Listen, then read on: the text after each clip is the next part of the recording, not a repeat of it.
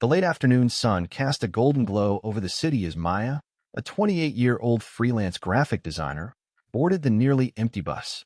She had just finished a long day of meetings and was looking forward to some quiet time on her way home. Maya chose a four-seater at the front of the bus, sitting in one of the designated disabled seats.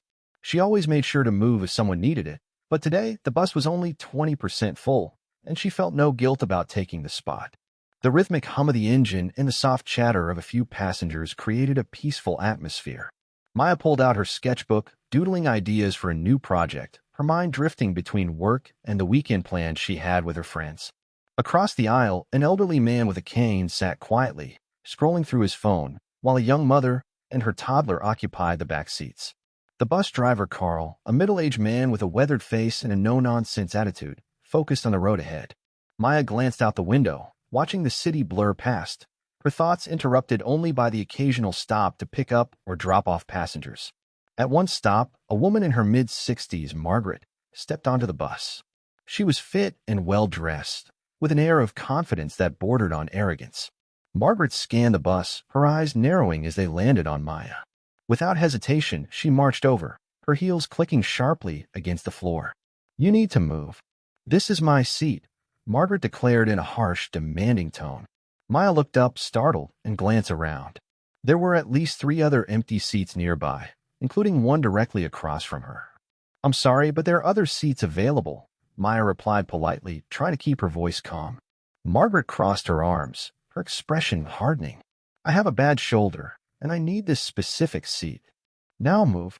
Maya hesitated, unsure how to respond. She didn't want to cause a scene, but Margaret's tone was unnecessarily aggressive. Before Maya could say anything else, Margaret turned on her heel and stormed toward the front of the bus. "Driver," Margaret barked, leaning over Carl's shoulder.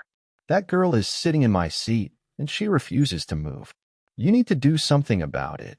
Carl sighed, clearly annoyed. He glanced in the rearview mirror, catching Maya's eye. "Ma'am, could you please move to another seat?" he asked, his tone weary but firm. Maya felt a flush of embarrassment but nodded, gathering her things. As she stood up, Margaret returned, a smug smile plastered across her face. "Thank you," she said sarcastically, her voice dripping with false sweetness. Maya bit her tongue, not wanting to escalate the situation, but she couldn't shake the feeling of injustice. Just as Maya was about to sit in another seat, a kind-looking man in his 40s, James, offered his spot to Margaret. "Here, you can have my seat. It's more comfortable," he said, standing up. Margaret waved him off dismissively. "No, I want that seat," she said, pointing to the one Maya had just vacated. James raised an eyebrow, but didn't press further. Maya exchanged a puzzled glance with him, both confused by Margaret's stubbornness. The tension in the bus was palpable, and Maya could feel the eyes of the other passengers on her. She took a deep breath, reminding herself not to let Margaret's behavior ruin her day. Little did she know, this was only the beginning of the confrontation. As Maya moved to another seat, her frustration simmered beneath the surface. She couldn't understand why Margaret was so fixated on that specific seat when there were plenty of others available. Margaret, now seated in Maya's former spot, adjusted herself with an air of triumph, her smug smile widening as she glanced around the bus. Maya avoided eye contact, focusing on her sketchbook, but the peaceful atmosphere she enjoyed earlier was now shattered. The elderly man with the cane, Mr. Thompson, shifted uncomfortably in his seat, clearly uneasy about the tension. The young mother, Lisa, whispered soothing words to her toddler, who had started to fuss, sensing the change in mood. Margaret, however, seemed oblivious to the discomfort she was causing. She leaned back in her seat, crossing her arms and staring pointedly at Maya. "Some people just have no respect," she muttered loudly enough for everyone to hear. Maya's cheeks flushed with anger, but she remained silent, determined not to engage. James, the man who had offered his seat earlier, cleared his throat and spoke up. "Ma'am, there's no need for that. The young lady moved, and there's plenty of space for everyone." Margaret shot him a glare. "Mind her own business," she snapped, her tone sharp and dismissive. James raised his hands in a gesture of surrender, but exchanged a look of disbelief with Maya. The bus continued its route, the tension thickening with each passing minute. Maya tried to focus on her sketches, but her hands trembled slightly as she gripped her pencil. She glanced at Carl, the bus driver, who seemed equally frustrated. His eyes met hers in the rearview mirror, and he gave her a small, apologetic nod. Maya appreciated the gesture, but couldn't shake the feeling of being unfairly targeted. Suddenly, Margaret stood up and walked over to Maya's new seat, looming over her. "You think you're clever, don't you?" she hissed, her voice low but venomous. Maya looked up, startled. "Excuse me," she replied, her voice steady despite her growing anger. Margaret leaned in closer, her eyes narrowing. "You think you can just sit wherever you want, even when someone like me needs the seat? You're selfish, that's what you are." Maya took a deep breath, trying to remain calm. "I moved when you asked, even though there were other seats available. I don't understand why you're still upset." Margaret's face twisted into a scowl. "Don't you dare talk back to me," she spat, her voice rising. The other passengers shifted uncomfortably, some exchanging worried glances. Mr. Thompson gripped his cane tightly, as if preparing to intervene, while Lisa hugged her toddler closer, shielding him from the escalating conflict. James stood up again, this time more firmly. "That's enough," he said, his voice firm but calm. "You've got your seat. Leave her alone." Margaret turned to him, her eyes blazing. "Stay out of this," she shouted, her voice echoing through the bus. Carl, the driver, finally spoke up. "Ma'am, please return to your seat. We don't want any trouble." Margaret ignored him, turning her attention back to Maya. "Just a stupid, selfish cow," she sneered, her words cutting through the air like a knife. Maya's patience snapped. "And you're a rude, entitled bully," she shot back, her voice trembling with anger. The bus fell silent, the tension reaching a boiling point. Margaret's face turned red with rage, and without warning, she shoved Maya with her supposedly injured arm. Maya stumbled back, catching herself on the seat behind her. "Don't you dare hit me!" Margaret yelled, her voice shrill and accusatory. Maya's eyes widened in disbelief. "You just pushed me," she exclaimed, her voice rising. "You're the one who's being aggressive." Margaret crossed her arms, a smug smile returning to her face. "I didn't push you." "You're lying," she said, tone dripping with false innocence. The other passengers had seen everything, and their reactions ranged from shock to anger. James stepped forward, positioning himself between Maya and Margaret. "That's enough," he said firmly. "You're causing a scene, and it's unacceptable." Margaret glared at him, but didn't respond. Instead, she turned to the other passengers, her expression shifting to one of exaggerated victimhood. "Can you believe this? She hit me, and now they're all ganging up on me," she cried, her voice trembling with fake emotion. The elderly man, Mr. Thompson, shook his head in disgust, while Lisa rolled her eyes, muttering something under her breath. Carl, the bus driver, pulled the bus over to the side of the road and turned to face the passengers. "I'm not moving this bus until everyone calms down," he said, his voice stern. Margaret huffed and returned to her seat, muttering insults under her breath. Maya sat down, her heart racing, and tried to steady her breathing. James gave her a reassuring smile before sitting back down, his presence a small comfort in the midst of the chaos. The bus resumed its journey, but the atmosphere remained tense, the confrontation leaving a lasting impact on everyone on board. The bus rolled on, the tension still thick in the air. Margaret, now seated in her coveted spot, seemed determined to make her presence known. She turned to the elderly man, Mr. Thompson, who was sitting a few seats away, and began speaking in a loud, dramatic tone. "You wouldn't believe what I've been through," she said, her voice dripping with self-pity. "I just had shoulder surgery last week, and I'm in so much pain. That's why I needed that specific seat. But some people just don't care about others." Mr. Thompson glanced at her briefly, his expression unreadable, before turning his attention back to the window. Maya, sitting a few rows back, clenched her fists in her lap. She couldn't believe Margaret's audacity. The woman had just shoved her and called her names, and now she was playing the victim. Maya took a deep breath, trying to calm herself, but her mind raced with thoughts of what she could have done differently. Should she have stood her ground? Should she have reported Margaret to the driver? She glanced at James, who was sitting across the aisle, and caught his eye. He gave her a small, sympathetic smile, as if to say, "Don't let her get to you." Margaret, undeterred by Mr. Thompson's lack of response, turned her attention to Lisa, the young mother with a toddler. "You understand, don't you?" she said, her tone softening slightly. "When you're in pain, you need certain accommodations. It's not too much to ask, is it?" Lisa hesitated, clearly uncomfortable.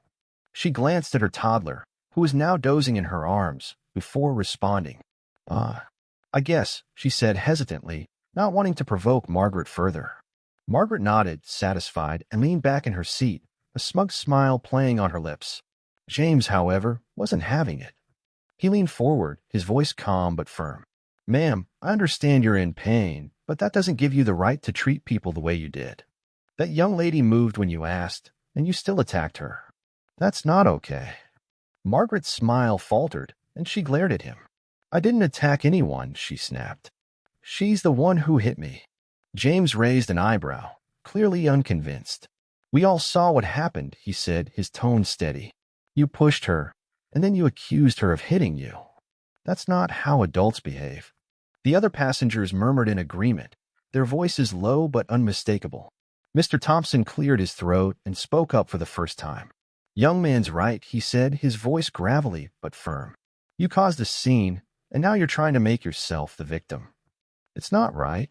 Margaret's face flushed with anger, but she didn't respond. Instead, she crossed her arms and stared straight ahead, her jaw clenched. Maya felt a small surge of relief at the passenger's support, but the encounter had left her shaken. Carl, the bus driver, glanced in the rearview mirror, his expression a mix of frustration and resignation. He had seen his fair share of difficult passengers, but Margaret's behavior was something else entirely. He focused on the road ahead, silently counting down the minutes until the end of his shift. The bus continued its journey, the tension slowly easing but not entirely dissipating. Maya stared out the window, her thoughts swirling. She couldn't help but wonder what had driven Margaret to act the way she did. Was she always like this, or was she going through something that made her lash out? As the bus approached the next stop, Margaret stood up abruptly, her movements sharp and deliberate. She shot a final glare at Maya before stepping off the bus, her heels clicking loudly against the pavement. The doors closed behind her, and the bus let out a collective sigh of relief. James turned to Maya and gave her a reassuring smile. You handled that well, he said. Some people just thrive on drama. Maya nodded, grateful for his kindness. Thanks, she said softly. I don't understand why she was so fixated on that seat. Mr. Thompson chuckled dryly. Some folks just like to stir the pot, he said, his voice tinged with wisdom. Don't let it bother you too much. Lisa nodded in agreement, her toddler now awake and babbling happily. Yeah, she was way out of line, she said. You did the right thing by not escalating it further. Maya smiled, feeling a sense of camaraderie with her fellow passengers. Despite the unpleasant encounter, she was reminded that there were still kind and reasonable people in the world. As the bus continued its route, the atmosphere gradually returned to normal. Maya leaned back in her seat, her sketchbook forgotten in her lap. She replayed the events in her mind, analyzing every detail. While the confrontation had been stressful, it had also shown her the importance of standing up for herself and relying on the support of others. She glanced at James, Mr. Thompson, and Lisa, feeling a renewed sense of gratitude for their kindness. The bus ride had started as a quiet escape from her busy day, but it had turned into a lesson in resilience and community. As the bus continued its journey, Maya found herself lost in thought. The confrontation with Margaret had left her emotionally drained, but had also sparked a flood of reflections. She stared out the window, watching the cityscape blur past, her mind replaying the events over and over. Why did Margaret fixate on me? She wondered. Was it just bad luck, or was there something about me that made her think she could push me around? Maya sighed, running a hand through her hair. She had always tried to be kind and considerate, but today had tested her patience in ways she hadn't expected. James, sensing her unease, leaned over slightly. You okay? He asked, his voice gentle. Maya nodded, offering him a small smile. Yeah, just processing everything, she replied. James nodded understandingly. People like her thrive on making others feel small. Don't let her get to you. Maya appreciated his words, but the encounter had shaken her more than she cared to admit. She had always prided herself on being level-headed, but Margaret's aggression had caught her off guard. Across the aisle, Mr. Thompson cleared his throat, drawing Maya's attention.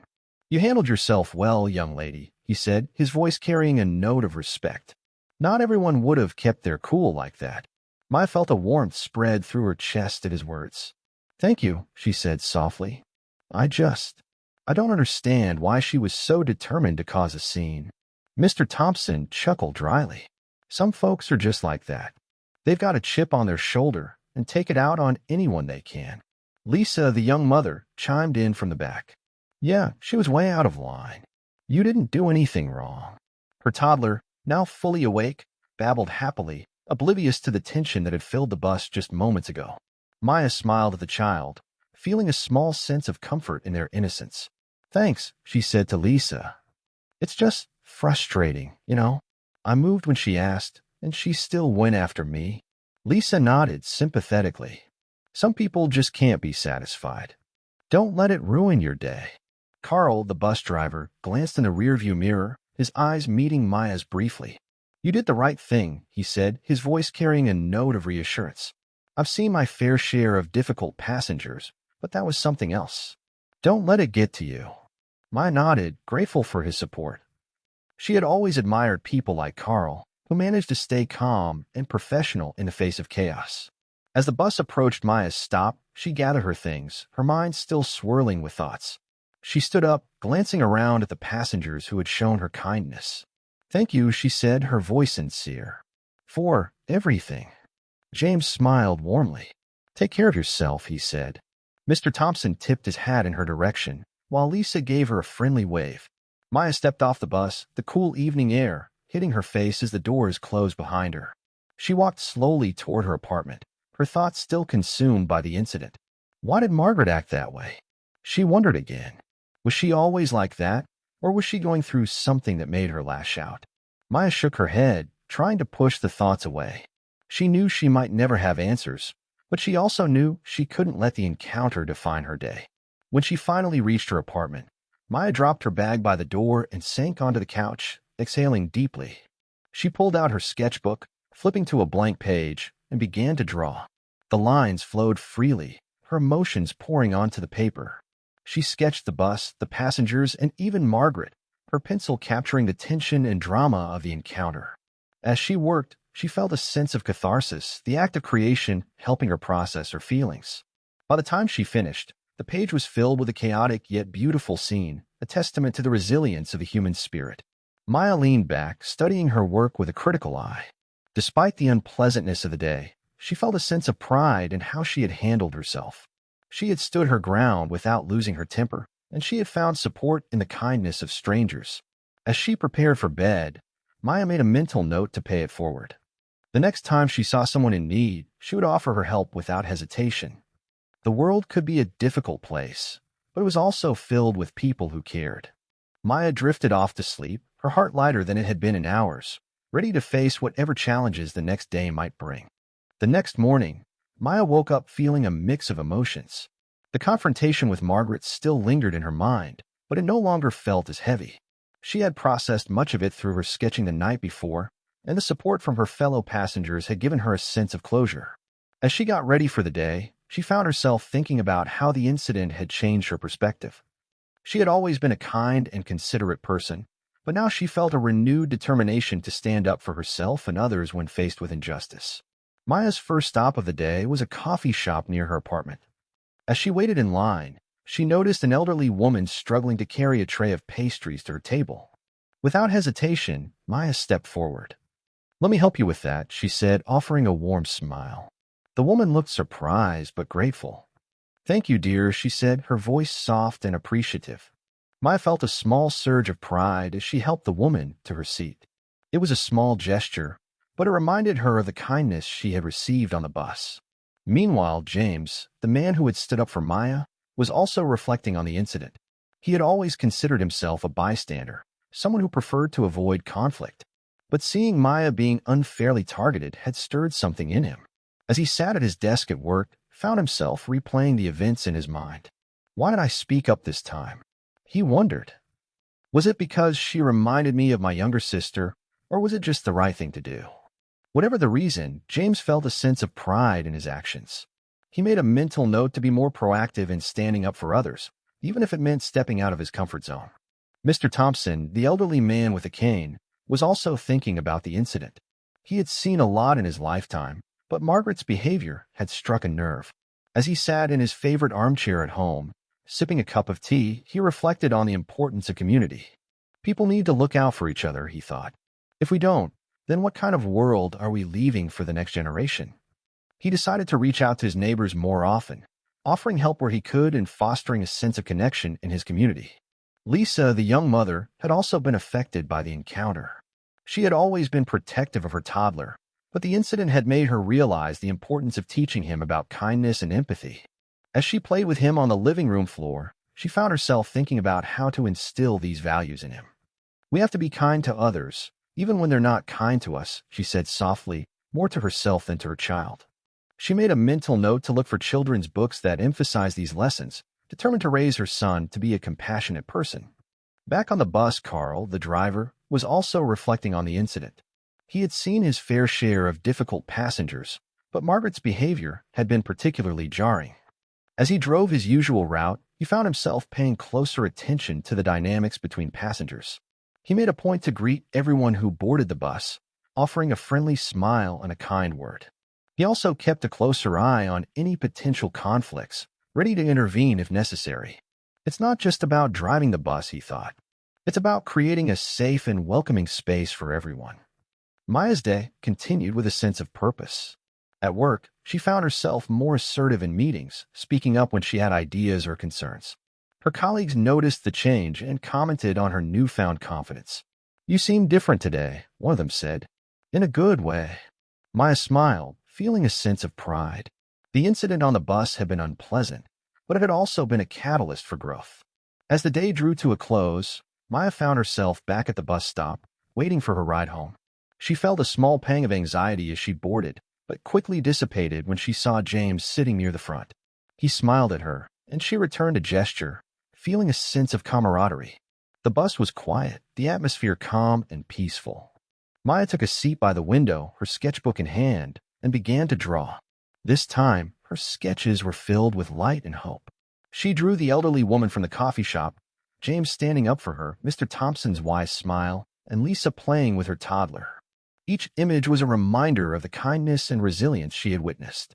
As the bus rolled on, Maya felt a sense of gratitude for the people who had shown her support and for the lessons she had learned.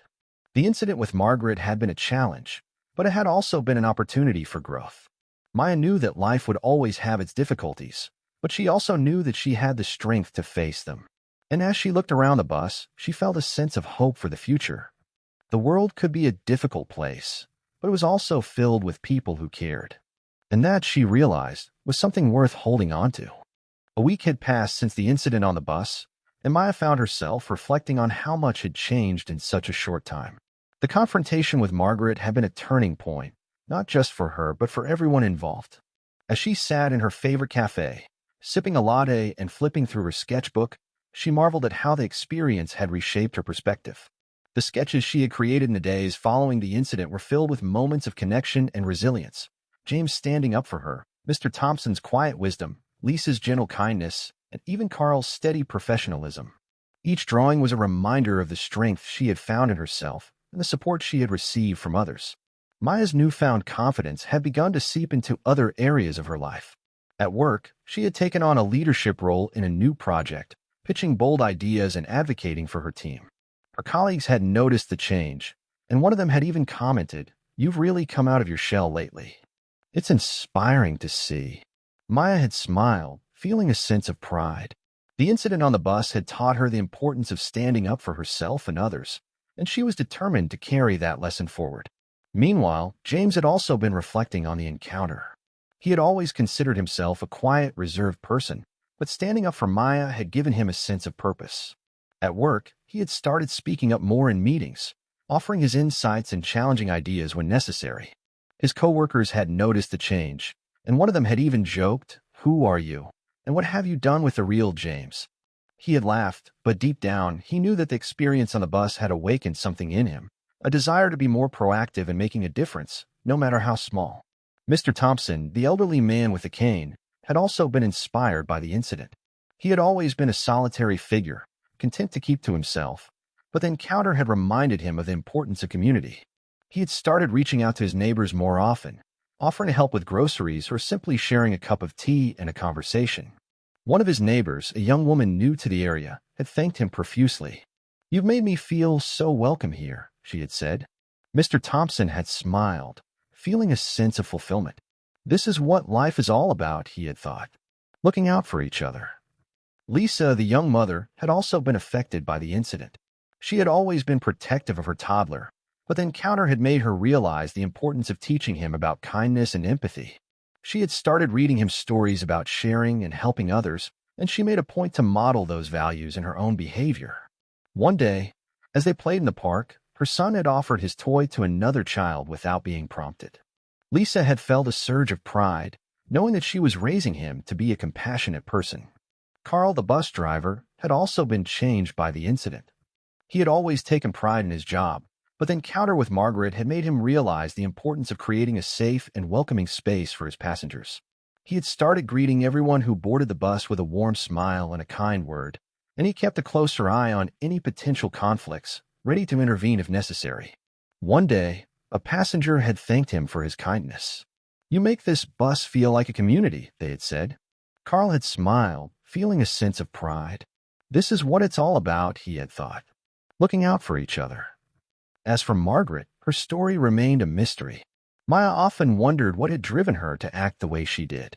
Was she always like that, or was she going through something that made her lash out?